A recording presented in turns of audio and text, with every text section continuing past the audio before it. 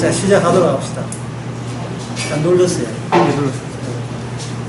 자, 오늘은 요한복음 17장 26절. 내가 아버지의 이름을 저희에게 알게 하였고 또 알게 하리니 이는 나를 사랑하신 사랑이 저희 안에 있고 나도 저희 안에 있게 하려 함이니라 이래 있거든요. 이건 일방적인 예수님 이야기죠. 예수님께서 그렇게 하겠다는 겁니다. 우리가 그 예수님께서 만약에 자 여기 구제품이 있다 가져가라 라고 하신다 할지라도 우리가 예수님이 준비한 것을 우리 쪽에서 달려가서 그걸 꺼낼 방법이 없어요. 여기 하나님의 사랑이 있다 자 가져가 해도 우리가 무슨 수로 가져옵니까? 가져올 수가 없는데 예수님의 사랑이라는 것은 그 사랑을 형성하는 그 요건 중에 하나가 사람들이 예수님을 떠밀었잖아요. 사람들 속에는 속성이 예수님을 밀쳤다 이 말이죠. 예수님 밀쳤는데 밀친 그 당사자를 이제 와서 새삼스럽게 아이고 미안합니다 우리의 사랑을 몰라봤습니다 하고 내가 다 갈아쓸 수 있는 그러한 능력이 우리 안에 과연 여전히 남아있을까를 생각해봐서 없어요. 우리가 예수님을 미워할 때는 자신의 가진 모든 것을 다 종합해볼 때 예수님은 그다지 우리한테 필요치 않고 우리를 괴롭게 한다 해서 예수님을 떠밀고 우리 인간 세계 밖으로 추방을 시켜놨는데 이제 와서 무슨 마음이 들어가지고 아이고 우리가 실수했습니다. 아이고 우리가 죽이시 아내를 불러 죽였습니다.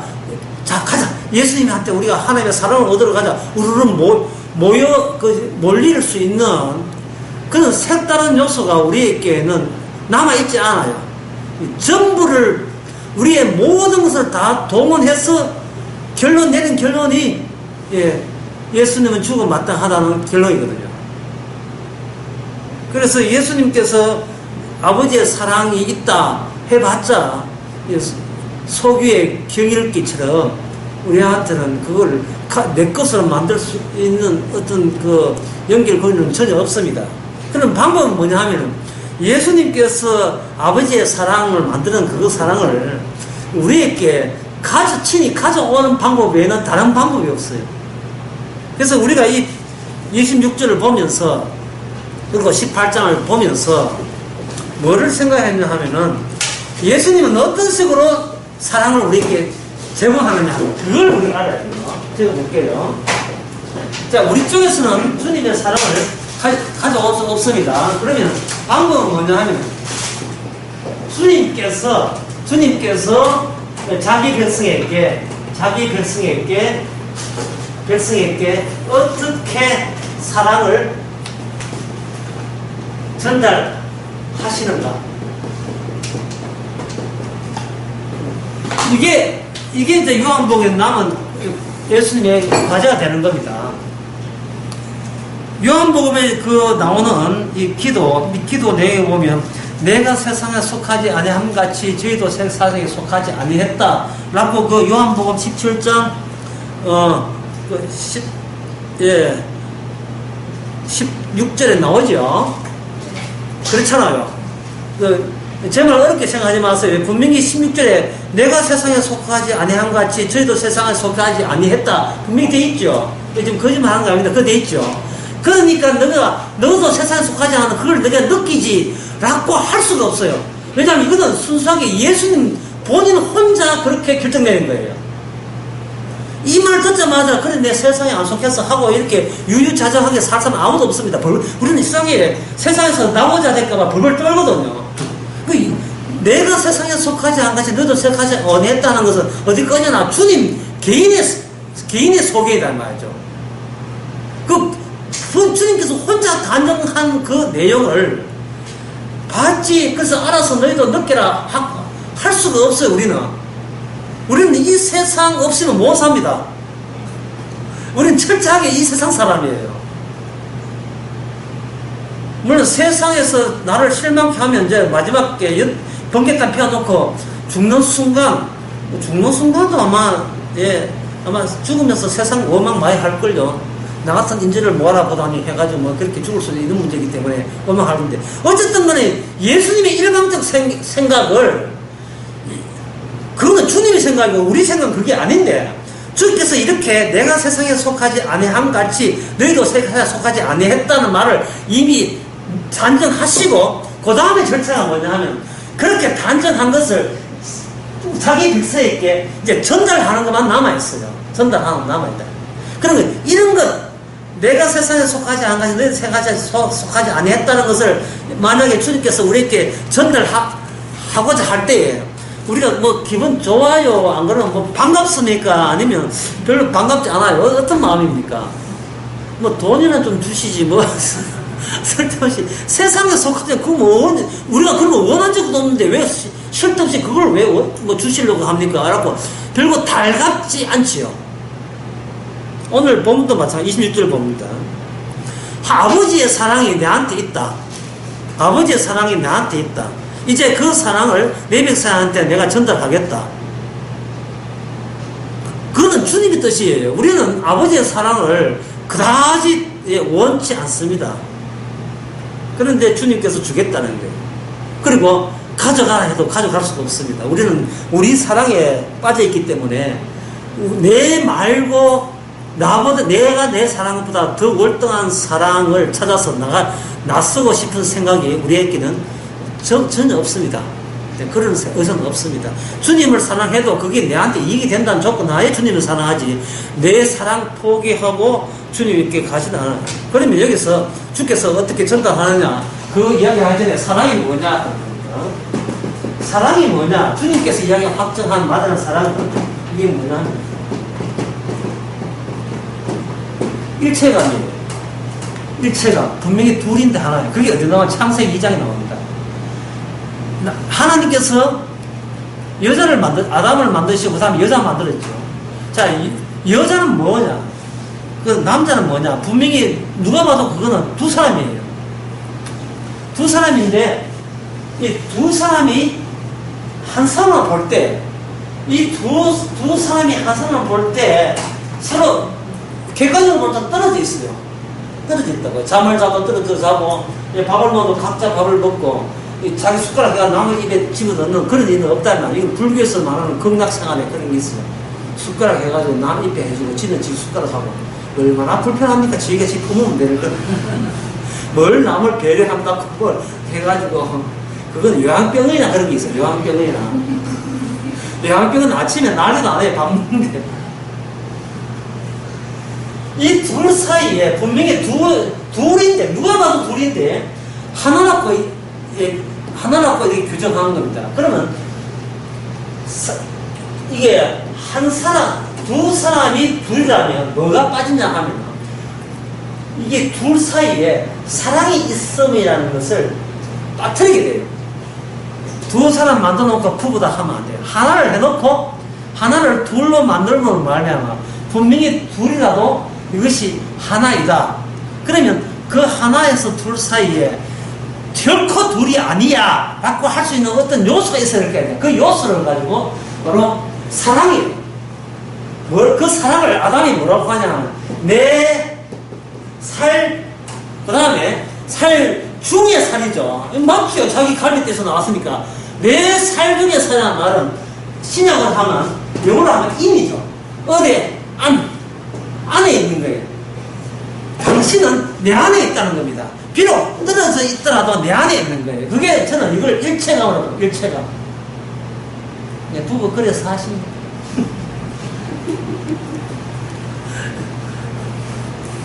한국에 들어간다. 니나가 뭐 이런 거 써줬어요. 일체감이라 하는 것은 너도 안 보고 나도 안 보고 제3의 하나에 에다가 자기 자신을 잃어버리는 겁니다. 자기 자신을 잃어버리는 겁니다. 그걸 좀 더 구체적으로 넣어서, 그대 있으면 나는, 그대 앞에서 나는 소멸되는 거예요. 그래. 그거, 누가 김수희가 이야기 했잖아요. 근데 그대 앞에 서면 나는 왜 작아지는가? 그대 앞에서는 왜 작아지는 거예요? 예. 사랑이라 하는 것은 조건이 뭐냐? 반드시 둘이 형성돼야 되고, 그 다음에 둘이 그게 끝이 아니에요. 끝은, 시작은 둘이고, 끝은 하나가 되는 겁니다. 그러면, 내가 지금 나는 내 중심으로 살잖아요. 그러면 뭐가 누락되냐 하면 사랑이 없어요. 하나에서 나와서 하나로 돌아가기 때문에 사랑이라는 게 없습니다. 그냥 정복력이죠. 소유욕이죠. 저거 내 거야 하면 소유욕이죠. 저는 결혼식 할 때 반지하는 거 아주 저는 반대합니다. 그 반지가 마치 코 깨는 것 같은 느낌 들어요. 반지를 줌으로써 니는 내 거야 라는 그런 의식처럼 느껴져서 아주 거부감을 가집니다. 그래서 저는 쟤한테 반지 해준 적이 없습니다. 돈이 아까서 그렇겠지. 왜 소유를 해야 돼요? 예? 왜 소유해야 됩니까? 차라리 소유 당하는 게 낫지요. 왜, 소유해서, 소유해서 이게 부르려고? 종으로 한으로 삼으려고 하는 겁니까? 편하게 내 인생 살면 되지. 왜 상대방에게 관여하고, 간섭하고. 왜 그런 거예요? 그런 것은 저는 아주 못마땅해요. 사랑이라는 것은 내가 있는 이상은 사랑은 필요 없어요. 모든 것이 내한테 꾸려야 되고, 내한테 벌벌 기어야 되고, 그게 선악과 따먹은 인간의 악마의 본성입니다. 근데 창세기 2장 이야기하고 3장 이야기하는 게 아니고 2장 이야기하거든요.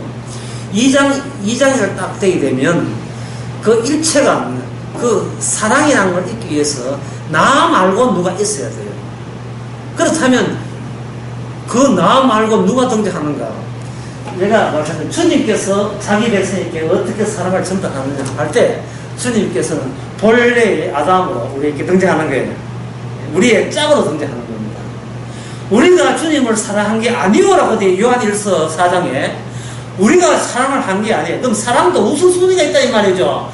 우리가 주님을 사랑한 게 아니고 그러면 사랑이 아니에요. 그건 자기 예수님마저 소유하는 소유욕이고 종교적인 탐욕이 되는 겁니다.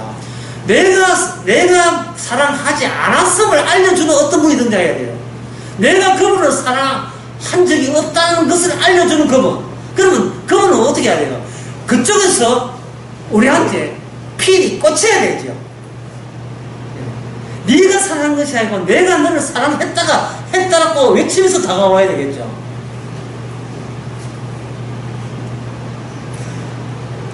예수님 앞에서 이쁨 보이려고 할 필요 없어요. 왜냐하면 우리가 이쁨 보이지 않더라도 재롱 부리지 않더라도 이미 주님은 우리한테 꽂혔습니다. 아무것도 안 돼 우리에게 꽂혔어요. 왜냐하면 다가오심 자체가 주님의 사랑을 증명하기 위해서 우리에게 찾아오기 때문에 그렇습니다. 죄인을 사랑함으로 말미암아 의인을 사랑하면 주님의 사랑이 아니죠. 죄인을 사랑함으로 말미암아 그 죄인과 예수님을 자기를 뭐라고 하냐 동질화시킨 겁니다. 이거는 인간으로서는 이거는 터무니없는 사실이죠. 어떻게 원수를 자기 한 몸으로 삼습니까? 왼수인데 왼수잖아요. 원수잖아요. 우리는 하나님께 원수된 자였잖아. 로마서 5장 10절에. 근데 원수를 어떻게 자기 몸으로 삼습니까? 자기를 핍박하고 자기를 내치고 자기를 꼴보기 싫다고 자기 도망친 차를 어떻게 자기 사람으로 삼느냐 이 말입니다. 그 찾아올 때 새삼스럽게 우리 잘해보자고 찾아오는 게 아니에요. 이미 그 자기 신부가 행했던 모든 죄를 대신 다 치러놓고 오는 거예요. 그걸 값을 치렀다라 값을 우리의 죄값을 다 치르고 치른 흔적을 지니고 십자가입니다. 흔적을 지니고 대신 다 해결했음을 통보하면서 우리에게 사랑의 이름으로 뭐냐 하면 너는 내 안에서 하나의 처음부터 하나였었어라고 하는 겁니다. 그걸 에베소 1장 4절에서는 예수 안에서 애정이라고 해야 합니다. 예수 안에서 창세전부터 애정됐잖아요. 그러니까 이 성경이 우리 이야기 아니고 주님 자신의 이야기예요. 예수님 이야기입니다. 예수님이 이야기는 예수님이 하나 빠뜨림 없이 예수님이 알아서 알아서 그것을 다 구현해내요. 따라서 우리가 성경을 지키려고 하면 떼지, 손떼, 하지마! 하지마! 주의 정인이 되리라 했거든요. 근데 주의 되긴 되겠습니다. 그러지 하지마. 주의 되긴 되지만 내가 되게 해줄게. 이래야 되는데. 그렇다면 예수님께서 사랑이 정말 주님이 이러한 엄청난 사랑이 우리한테 꽂혀서 우리가 원하지도 않는데 찾아오신 거예요. 그래서 이사야 보면 뭐냐, 구하지 않는, 나를 구하지 않는 자에게 내가 찾아내기 때문에 이랬어요. 이사야 65장인가 뭐 그거 돼 있죠. 하도 이제 맞는 거 틀린 게 더 많아가지고.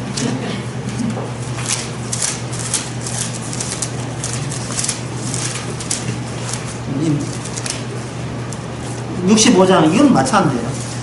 내가 구하지 않는 자에게 물음을 받았으면 이래 있죠. 내가 구하지 않는 자에게.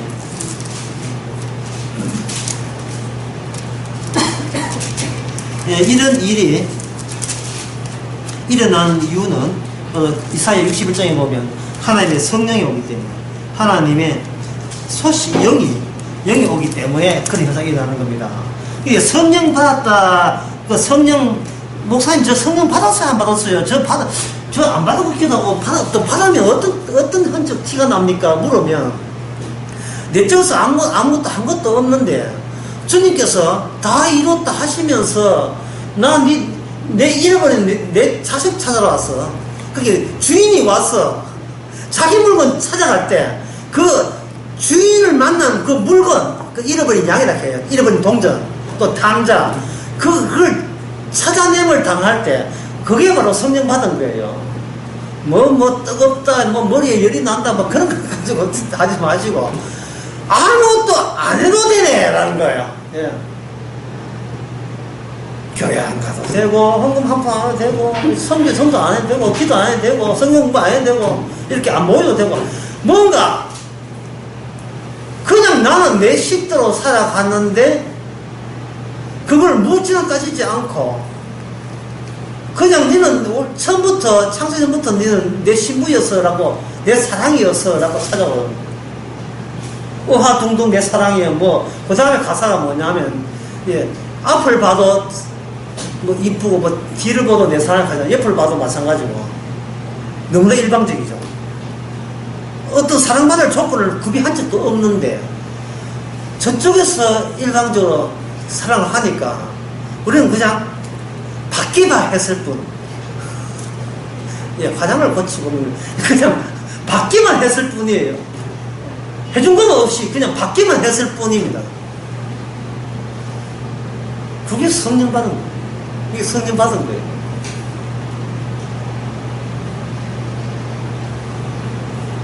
그러면 성령 받고 난 뒤에 더 따로 또 해야 될 어떤 과제 같은 그런 건 없습니까?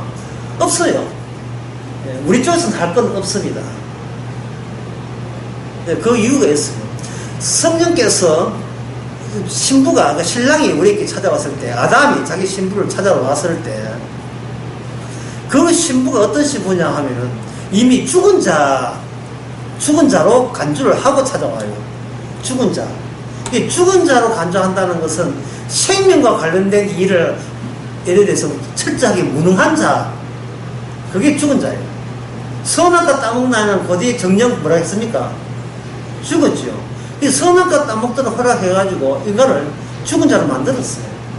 아무리 살아있어도 나이 들면 다 죽어요. 그게 이미 우리는 죽음이 우리 안에 들어있습니다. 우리가 살아가는 모든 행동을 내세우는 것은 그게 죽음의 흔적들이에요. 육신의 육체의 열매가 다 죽음의 흔적들이에요. 뭘 해도 거기에 우리가 죽을 수밖에 없는 이유가 담긴 채 행동하게 되어 있습니다. 행동해놓고 어떤 게 죽을 수밖에 없는 이유가 되느냐 하면, 주의 말씀이 하면 오른손에 하는 것을 내가 왼손에 아는 거예요. 이거는 주의 말씀이 위반되죠. 오른손이 하는 것을 왼손이 모르게 하라고 이미 알아버렸잖아요. 그러니까 너는 산자가 아닌 게 스스로 산자가 될 수 없는 거예요. 기도할 때 달라고 기도하죠. 달라고 하면 기도 왜 하겠습니까? 그러나 달라고 기도하는 그것이 이방인들이 하는 기도예요. 그러면 달라고 기도하지 말고 그럼 달리 기도하면 되지 않겠느냐 생각하겠죠. 달리 기도하는 방법을 우리는 알지 못합니다. 기도할 때 주여 안 줘도 됩니다. 기도 원대로 해주지 마세요. 이것도 아예 기도 안 하지 뭐 때문에 기도하겠어요? 수고스럽게. 달라고 하는 의도가 있기 때문에 기도하거든요. 달라하다는 거예요. 그걸 뭐라 하냐면 세자로 이것을 절실함이에요. 절실함. 이번에 한국이 아시안게임 야구 대표팀 금메달 땄잖아요. 대만한테 2대1을 졌지요. 근데 금메달 땄잖아요. 왜? 절실함 때문에. 송흥이가 왜 그렇게 설쳤습니까? 군이 안 가겠다. 이 절실함이에요. 절실함. 살면서 자기 하는 행세 보니까 이 지역각이 분명하거든요. 그럼 무슨 절실함이 생깁니까? 어쨌든 돈을 아십니까? 듣든 뭐든 하네. 구원을 받아야겠다네. 그 절실함이 사람들하고 교회에 이끈 거예요. 교회로 모인 겁니다. 그러니까 이게 교회가 바로 이게 지역의 단체죠. 이 절실함들의 집합소예요. 절실함들의 집합소. 거기는 느긋한 사람 오게 되면 이상해봐요. 느긋한 사람은 니 뭐 믿고 느긋하냐? 십자가 믿고 느긋다 하면 뭐 이해가 안 돼요. 니는 왜 그렇게 절실함이 없어? 안 해도 되거든. 이 무슨 뚜껑 배짱 똥배짱이 뭐 저런 배짱이 다 있냐 말이야. 왜? 니 그래서 벌 받는다? 응? 니 그래서 저주받는 사람이 한두 명이 아니야. 뭐 이런 식으로 하지. 구원 받는데 저주 좀 받지 뭐. 전에 그 강의 그런 이야기 했거든요. 스무 살 했는가. 아니, 살면서 힘들잖아요. 하지만 지금 우리 주변에 유한글 잘하는 사람들 많이 있잖아요. 그거 생각해보면 살면서 고생하는 거 그건 아무것도 아니에요. 지금 뭣도 모르고 유한글 가는 사람이 많은데 그 사람은 들어갔다가 몸 빠져나와요. 가지고 고생 좀 해도 괜찮아요. 소위 가진 자에 유효합니까? 이 동네 이거 1층만 내려가 보세요. 1층에 화장실만 있는 게 아니라 무조건 나가면 지옥 가는 사람들 거기 똑똑하다는 게 있습니다. 몰라요. 그 사람 지옥 가는지를 모른다니까요. 그리스도가 안 찾아온 거예요. 아니 교회를 안 다녔어가 아니라 그리스도가 안 찾아온 거예요. 그리스도가 찾아오게 되면 내가 하는 그것이 바로 죄가 된다는 사실. 그리고 우리는 헛짓 외에는 할 게 없어요. 오직 모든 게 헛짓이에요. 헛짓인데 그게 그래 귀엽대. 귀엽다는 너무하고. 그게 그렇게 이쁘대. 그것마저 이쁘답니다. 주께서. 왜냐면 우리한테 꽂혔으니까. 죄자. 왜냐면 이미 다 해결했기 때문에. 그래서 주님은 가능성 있는 사람 찾아온 게 아니고 가능성 없는 죄를 부르러 온 겁니다. 아픈 사람을 부르러 왔어요. 아픈 사람을. 병원에 올 때 팔이 부러져서 발은 괜찮은데 팔 부러져 온 사람이 더욱더 의사가 필요한 사람이 있겠어요. 그럼 팔 부러지고 다리 다 부러져서 기가 오는 사람이 의사가 더 의사답게 하겠어요. 주님께서는 팔 부러지고 이 다리 부러진 정도가 아니고 아예 시체가 오는 걸 봐요. 시체가. 어이구 김시체, 폐시체, 일로 와. 예, 죽은 데서 살려주시는 거예요. 주님이 주시는 능력은 능력 중에 일부를 떼주는 게 아닙니다. 주님이 주신 모든 성령의 능력은 하나밖에 없어요. 죽은 자를 살리는 거예요. 로마서 8장 11절.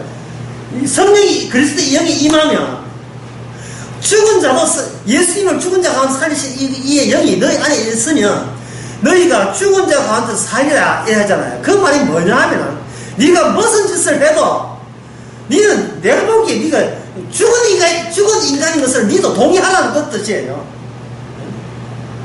동의하는 그 뜻이에요. 자꾸 이 솜씨 얻었으니까 자꾸 솜씨 부리지 말고 어떤 솜씨로도 내가 보기에는 죽은 자기 때문에 성령의 오심이 그만큼 귀한 겁니다.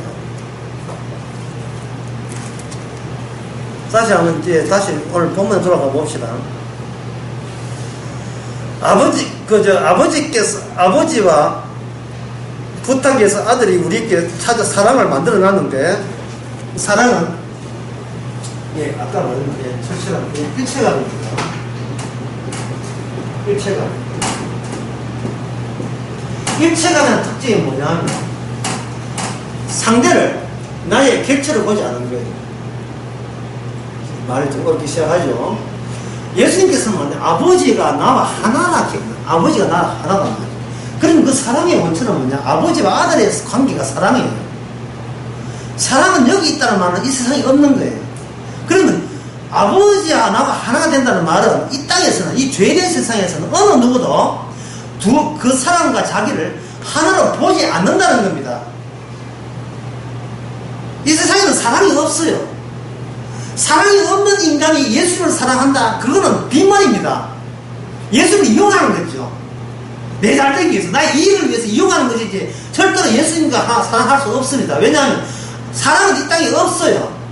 없고 아버지와 아들 사이의 사랑입니다. 제가 이렇게 하면 또 여러분도 반박하기를, 그래 아버지와 아들의 사랑을 우리한테 주게 되면 우리한테 사랑이 있잖아요. 왜 없다고 이야기합니까? 라고 이야기하고 싶어서 뭐 이래서 거짓말 할 거예요.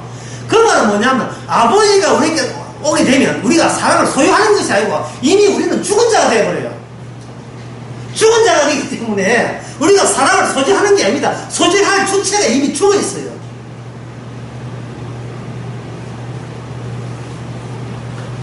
이 일체감을, 예, 세상에다가 그대로 주어버립니다. 근데 이 일체감을 할 때 아버지의 존재와 예수님의 존재가 하나가 됐다, 우리가 편하게 그렇게 생각하는데 좀 더 깊이 들어가 봅시다.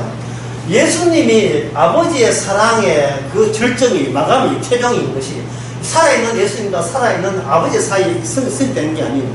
그건 하나의 약속이 되는 거고, 언제 아버지의 사랑이 빛나느냐 하면 예수님이 이 땅에 와서 이 땅의 환경에 의해서 십자가에 죽을 때, 그때 비로소 아버지의 사랑이 온전하게 다 이루어지는 겁니다. 죽을 때. 수급이 끼어들지 않는 사랑의 온전함은 없어요. 아버지의 뜻이 이제 죽을 때 사랑은 활짝 피는 겁니다. 세상에서도, 예, 남녀가 사랑할 때도 상대방이 있다면 나는 살았다고 느끼지 않고 죽어도 괜찮다 할 정도로 일체감을 느낄 때 우리는 사랑을 느낀다고 할 수 있지 않습니까?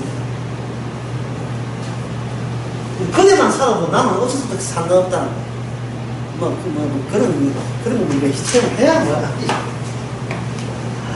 예, 아마 결혼 초기에서 다 이런 게 있었을 거예요. 결혼 신혼여행 갔을 때는 돌아올 때는 다시 가지면 갈 때는 이런 생각이 있었을 거예요. 죽어도 좋아 하는 그런 생각이 든다는 거예요. 문제는 이 일체감의 사랑이다, 여기까지 이야기했습니다. 그러면 사랑을, 이것을 이제 자기 백에서 전달하죠. 전달하는데 오늘 강의에서 제가 얻은 대목이 나옵니다. 전달할 때 자기 인간, 이 백성이, 이 죄 많은 이 자기 백성에게 이 사랑을 어떻게 집어넣느냐 하는 거예요. 집어넣을 때 이렇게 집어넣어요. 새로운 현재를 구성해서 집어넣어요. 새로운 현재. 여기 시간 요소에 들어갑니다. 새로운 현재가 들어갑니다. 그 새로운 현재하고 옛날 현재가 차이점이 뭐냐면, 옛날 현재는 인간이 자기 몸 중심으로 흐를 때 현재랍니다. 인간의 현재라는 것은 과거가 있고 그 과거를 기억을 할 때 기억하는 지금이 현재라고 이렇게 생각할 때 현재 느끼거든요.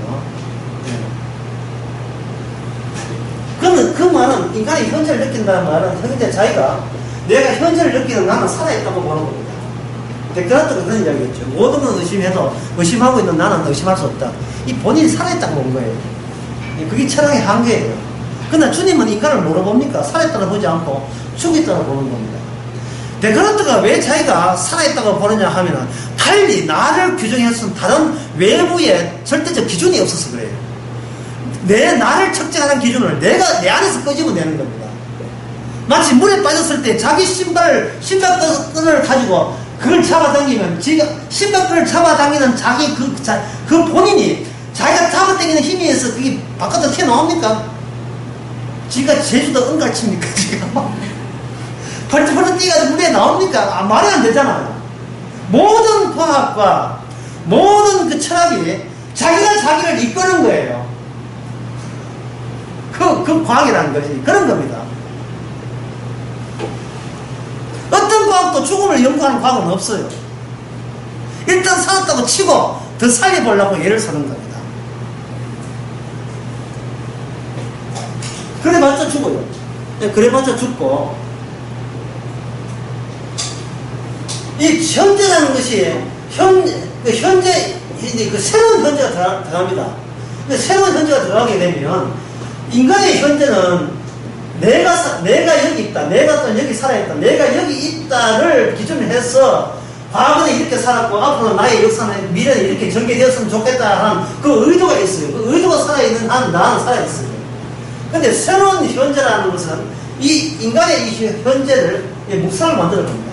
묵상을 만들고 새로운 현재는 무슨 현재냐 하면 하나님이 하신 일, 예수님이 하신 그 업적을 그 다음에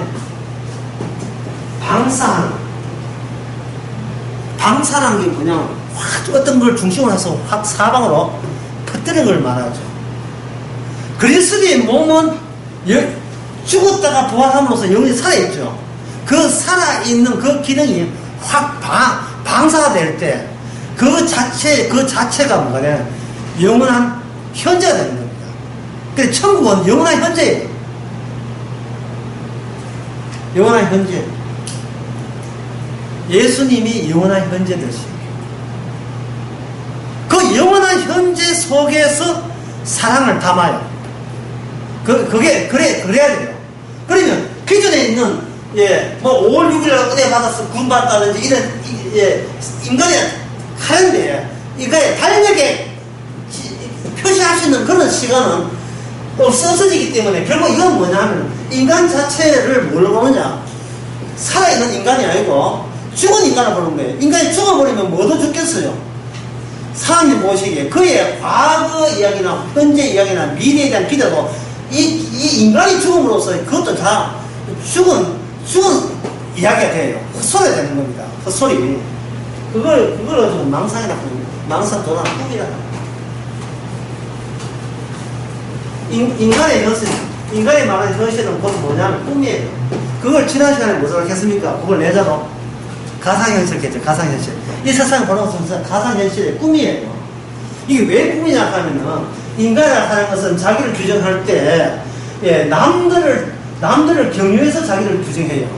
남들을 경유해서 어떤 사람을 만날 때 저 사람은 많이 본 사람이다 라고 할 때 저분이 어디서 봤더라, 미국에서 봤는가, 본 사람을 할 때 갑자기 그 사람 문제 아니고 내가 옛날에 버지난에 갔던 나를 경유해서 파악한다니까요. 경유해서.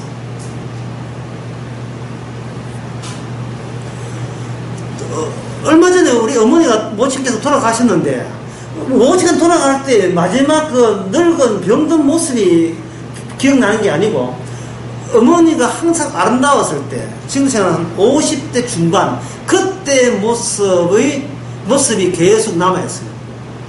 그때 모습이.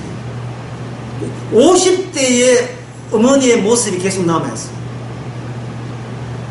그렇다면 어머니를 그럴 때 그럼 나는 몇 살이겠어요?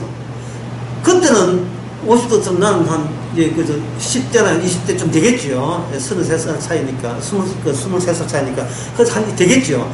그때 내 모습은 기억이 안 나는데 하여튼 우리 어머니는 저런 모습이야라 라고 생각하는 거예요. 그렇게 생각하는 그때 그렇게 생각하면서 나는 갑자기 졸지에 젊은 나가 되는 거예요. 나는 젊은 나가 되는 거예요.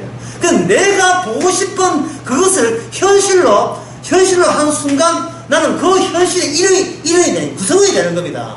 그게 바로 망상이에요. 인간은 망상 외에는 할 줄 아는 게 없어요. 애가 전교 한 1, 2등 하는 애인데 갑자기 성적 중간고사 치웠는데 전교 15등으로 떨어졌어요. 그러면 엄마가 화가 나죠. 왜 화가 나냐 하면 엄마가 알던 내 자식은 전교 1등 아니면 2등이에요. 근데 현실은 뭐냐? 전교 12등이에요. 그럼 그 현실을 받아들이면 될 거 아닙니까? 주께서 12등 하셨고, 받으면 되는데, 화가 왜 납니까? 왜 내가 아는 현실에 부합이 안 된다고 화가 난 거예요? 너는 1등이야. 1등 해야 돼. 1등. 실수하면 2등. 너는 1등 해야 돼. 딸을 시집 보내는데 연애가 와서 엄마가 친정엄마가 화가 나. 왜? 니는 내 생각에 그런 땅은 없다는 거예요.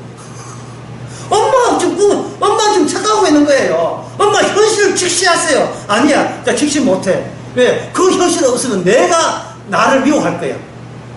나는 이렇게 착한 딸을 두었다는 그것이 자기를 규정했는데, 딸이 그렇게, 자식이 그렇게 되고 떼버리면 내 꿈을 펼쳐나가야 내 꿈이 망가졌잖아요. 그 보상 그 만회 누가 할 거예요? 그 보상 누가 할 거예요? 분노하지요. 타인은 나를 위해서 존재하는, 이게 인간의 본성입니다. 내가 꿈꾸는 현실, 내가 기대하는 현실을 위해서 너는 네가 내가 원하는 자리에 배치되어 있어야 된다고 말도 안 되는 억지를 부리면서 우리는 순간순간 자기를 위한 현실을 구성합니다. 시간과 공간을 통해서.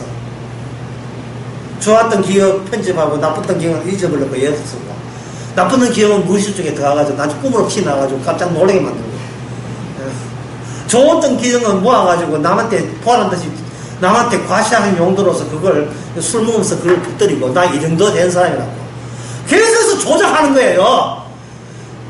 꿈을 가지고 또 조작해요. 나중에 지가 조작한 꿈인지 지가 몰라요. 심지어 자기가 있던 그 꿈 가지고 그걸 조작해서 해버리면 원래 있었던 일도 않는 가짜 꿈이 꿈속에 나타나요.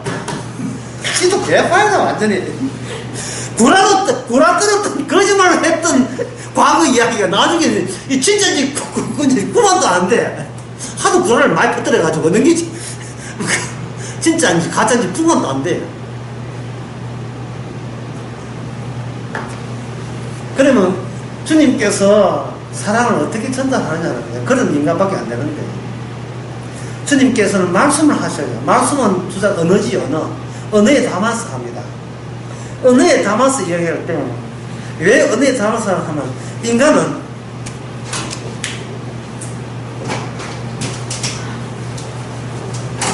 인간이 살아있다는 것을, 아까 이야기했어요. 인간이 살아있다는 걸 어떻게 한다? 타인을 통해서 경유해서 자기가 살아있음을 확인한다 했죠.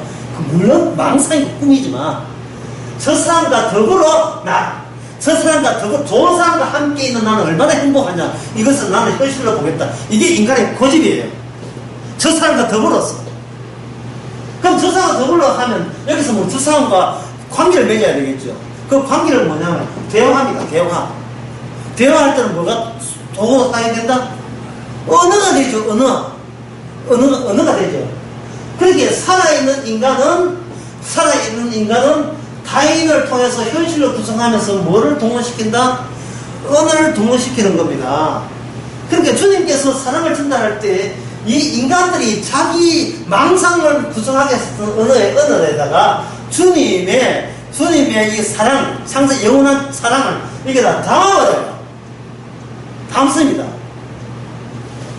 언어는 뭐냐 하면, 언어는 쉽게 해서 봉투입니다. 봉투 안에 뭐가 들어있겠어요? 의미가 담긴 봉투입니다. 그러면 봉투를 열고 안에 의미를 숨기면 되잖아요. 근데 주님이 주신 언어는 예수님이 자기가 십자가 다 이뤘던 것을 언어라는 봉투에다 그 내용을 담아서 준다고요. 그러면 인간들은 그 예수님의 언어를 지켜보려고, 하나님의 말씀이니까 지키자 해가지고 봉투를 째고 들어보게 되면 그 내용은 어떤 소식이냐 하면, 이미 너는 죽었고 네 안에 누가 산다? 내가 사람이 등장했다 말이야. 어머나 와이프가 이거 이런 이야기를 이런 해결망측한 이야기를 다 해버려. 이거 설교하면 교육도 하면 다 떠나버려서 하면 나오는데, 갈라디아서 2장 2장 그냥 넘어가자. 여러분 이거 뭐 안 들으면서 가세요. 십자가 눈앞에 보이는 거 그것도 넘어갑시다. 그런데 뭔가 평소에 남하고 결속을 했던 이야기 있잖아요. 서로 사랑합시다. 형제를 도웁시다. 이런 이야기는 평소에 내가 나의 현실, 구성하기 위해서 남을 꼬시고 남을 내 사람 만들기 동원됐던 그 내용은 성경에서 찾아가서 예, 서로 협조하고 배려하고 서로 도와줘서 예, 이상적 나라를 만듭시다. 그걸 이제 그 마가의 다락방 마가의 예, 원시 공동체를 해요. 이 공동체 가면 예, 목회한 사람들은 몇 번 갑니다. 그 공동체가 어느 정도 공동체 알아요? 내 것을 내 것으로 여기지 않고 뭐 다 이야기 끝났죠 뭐. 내 것을 내 것으로 여기지 않고 뭔 뜻입니까? 최소한 바쳐놔야 맞아 교회에다가 예, 공동체에다가. 여러분 초대교회 안되면 여러분 지옥 갑니다 한마디 딱 던지고 초대교회 2장 딱 보니 뭐 나와요? 내 것을 내 것으로 여기지 않고. 미국 와서 돈 몇 푼도 안 남았는데 교회 가가지고 내 것을 내 것으로 써이 나와 이거 다 내라 말이니까. 거기다가 사도행전 5장 보세요. 아나니아 삽비라 이야기 나오죠. 예, 아까워가지고 반 내다가 솔직히 부부가 사이좋게 하루에 다 죽었어요. 예, 장례 그 치렀습니다 하루에. 한국에 18만이니까 둘이 한번 30만 다 치러온 거예요 그냥. 예? 아 그게 성경이 있잖아요. 그러면 뭐냐 목사 여러분 이상적인 공동체 원하지 않습니까? 우리 교회가 참 하나님이 기뻐하시는 성령의 공동체 되기를 우리 싫어해요? 이것이 구원받는다면 여러분 안 합니까? 하고 싶습니다. 그러면 내 것을 여기지 않고 예, 서로 하고 그걸 원시 공동주의 사회라고 하는 겁니다. 마르크스 이해하면 역사 유물노조 단계에서 제 5단계가 공산주의 사회, 그전에는 사회주의고 자본주의는 풍기되고요. 노예 제대해서 이렇게 밖에서 공공된다는 말이죠. 이 공동체는 요건 예, 이건 주일날 예, 그걸 하려고 이제 준비하고 있어요. 공동체가 도대체 뭔지요. 봉투를 사랑을 봉투에다가 했는데 그 봉투의 내용이 보니까 기존에 있는 이 현실 자체를 모르마냐 하는 거야. 다 시작되기 없는 망상으로 예, 망상으로 만들어버리는 내용이 들어있는 거예요. 그러면 인간이 그 말씀을 주의 말씀을 지킬 수 있으니까 못 지킵니까? 이거는 지키면 안 되지요. 지킨다는 말은 그 내용이 모자라니까 내가 좀 손 좀 더 박아 추가해서 완전히 하겠다는 그 의미가 있잖아요. 손해는 안 되죠. 주님은 인간을 예, 죽이는 게 아니에요. 죽이는 게 아니고 죽음을 생산하죠. 말씀을 통해서. 주님은 죽이는 것이 아니고 우리를 통해서 죽음을 생산하는 겁니다. 왜냐하면 우리는 고집이 있어가지고 안 죽었다고 우기잖아요. 안 죽었다고 우기는데 주의 말씀을 딱 오게 되니까 너는 이미 죽었고 이미 죽었고를 끄집어내는 거예요. 이미 죽었고. 누구하고 비교해서 죽은 거예요? 누구하고 비교해서? 옆 사람하고 비교해서? 아니에요. 예수님과 비교해서 이미 우리는 죽은 거예요. 죽은 증거가 뭐냐면 주님이 시간, 주님의 공간과 떨어져 있기 때문에. 주님의 시간과 공간과 떨어져 있는 거예요. 선악과 따먹고 난 뒤에 그 대지로 간 모든 인간은 죽은 거예요. 낙원에서 쫓겨나면 그건 죽은 거예요. 뭐 이야기가 복잡지 않아요. 간단한 거예요. 영역이 다른 거예요. 영역이 사는 자리가 달라서 죽은 거예요. 숨 쉬는데 이거 따지지 마. 숨 쉬고 안 쉬고 관계없어요. 그렇게 영역이 따르게 되면 그 다음에 창세기 5장에 보면 아무리 아담이 자식을 낳아도 죽었더라 죽음이 계속 죽음을 생산해내는 겁니다. 그 죽음을 죄의 삭은 사명이죠. 죽었다고 아쉬워하지 말고 그 죄가 이미 너를 접수하고 점령하고 있다는 것을 왜 모르냐 하는 겁니다. 네가 죄를 지었다고 따지는 게 아니에요. 죄가 우리를 통해서 죄가 스스로 자기의 현존을 우리를 통해서 알리는 겁니다. 우리는 그냥 나팔이에요. 죄가 나올 뿐입니다. 기드온의 전쟁할 때에 기드온 전쟁의 특징이 뭐냐 하면 기드온 300명이 전쟁하지 않았다는 겁니다. 그냥 도구였고 통로예요. 기드온 300명이 준비한 무기가 뭐였습니까? 횃불이고 예, 항아리죠. 나팔도 있었지만 그러면 횃불은 어디에 숨겼다? 항아리 속에 숨긴 거예요. 항아리 속에 숨긴 거예요. 그리고 전쟁은 이미 미디안 14명이가 엄청난 부대에 미디안에 그날 밤에 꿈에 이미 하나님이 공격해서 완전히 혼란케 했습니다. 그 전쟁의 방법이 뭐냐? 현실을 고수한 인간에게는 꿈으로 대결하는 거예요. 왜냐하면 꿈이 예수님의 꿈이라 얘기하는 게 유일한 현실이고 우리가 현실이라고 보는 것이 꿈이기 때문에 그 위치를 바꾸어버린 겁니다. 주와 어렵죠. 주와 객을 이거 뺑 돌려버리는 거예요. 위치를 뺑 돌려버리는 겁니다. 생명과 죽음을 이렇게 돌려버려요. 아이스케이트 돌리면서 팩 돌려버리면 객이 주자리에 주가 객자리에 들어가는 겁니다. 미디안 전쟁에서 핵심은 뭐냐 하면 수십만의 군대가 있다라고 여기 있잖아요. 그 자체가 개꿈이에요. 그게 그 자체가 개꿈이라고요. 그리고 미디안은 뭐냐? 미디안이 참 기도는 뭐냐면 이게 400명이 뭐야? 예, 300명 가지고 어떻게 이겨? 라고 하는 그 300명이 주에 의해서 그게 현실을 만들어버린 거예요. 현실로. 꿈이 현실을 이기는 전쟁입니다. 그리고 현실은 꿈에 의해서 개판되는 거예요. 완전히 패배하는 거예요. 주님의 시간이 인간의 시간을 이기는 겁니다. 우리는 망상 속에 살면서 자기 출세하려고 애쓰죠. 지금 죽어 있는데 무슨 꿈을 꾸냐 하면 더 살아보려고 합니다. 죽은 자의 사명은 하나만 하면 돼요. 죽은 자기 때문에 죽은 자 티를 내면 돼요. 그 사명은 주님께 이렇게 합니다. 네가 죽었으면 네가 어디서 죽었는지를 끄집어내면 되는 겁니다. 우리를 쪼개서 수술해서 이것 때문에 죽었다고 끄집어내면 되는 거예요. 그 수술을 아주 잘 받은 사람이 있습니다. 누구냐 하면 바로 다윗이에요. 시편 57편에서 다윗은 간음죄에다가 다윗은 살인죄를 저질렀잖아요. 주께서 나단 선지자를 보내가지고 당신이 그 사람을 할 때에 주와 계획을 다윗이 성령에서 바꾸시게 한 거예요. 내가 죄 지은 게 아니고 모친의 죄가 나를 수술하는 거예요. 나를 미혹한 거예요. 모친의 죄가 나로 하여금 죄인 되게 한 거예요. 그럼 모친의 죄를 그렇게 하신 분이 누구냐 하면 바로 그것이 언약입니다. 언약의 활동이에요.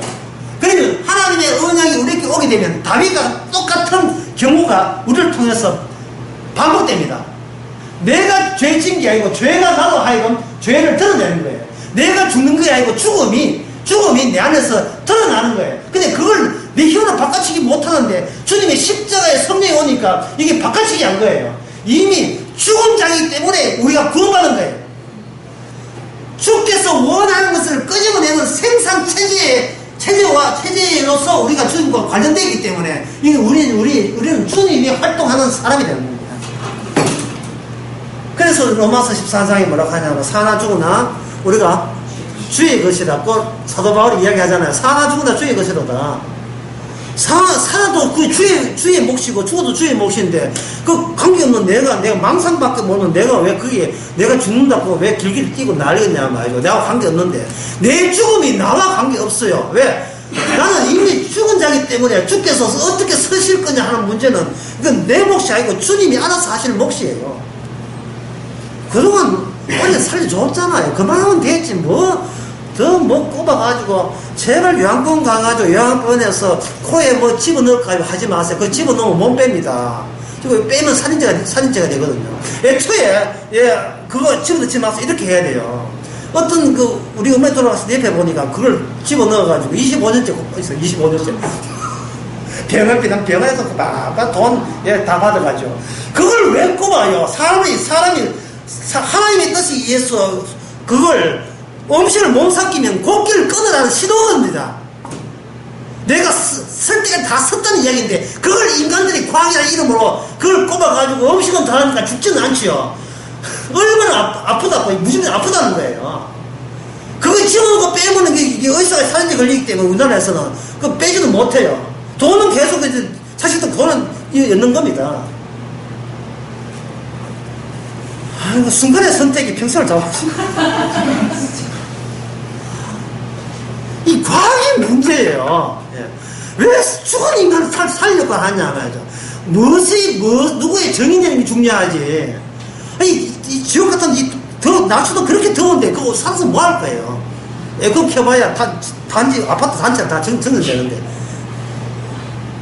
죽었는데 어떻게 서실 것인가, 그건 주님께 맡기고 우리는 쉽게 쉬시면 돼요.